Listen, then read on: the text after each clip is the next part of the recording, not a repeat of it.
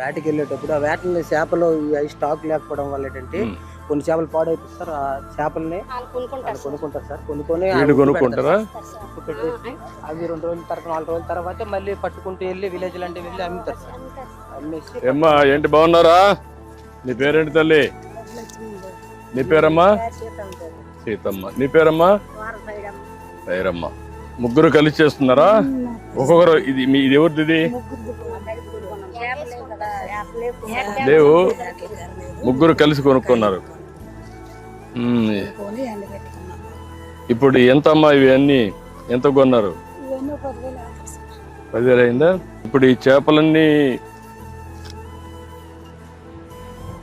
ఎట్లా చేస్తారమ్మా? ఇది ప్రాసెస్ ఇది ఎట్లా చేస్తారు? మొదటిగా కట్ చేస్తారు.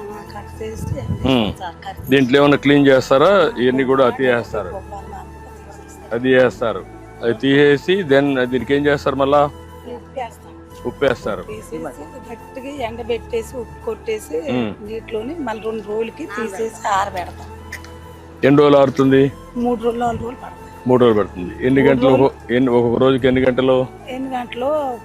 ఉదయం నుంచి సాయంత్రం వరకు పెడతారా? అది బాగా ఎండిన తర్వాత తీసుకెళ్ళి పట్టుకెళ్ళి పల్లె వెళ్ళిపోతాం. పల్లెలు అమ్ముతారు.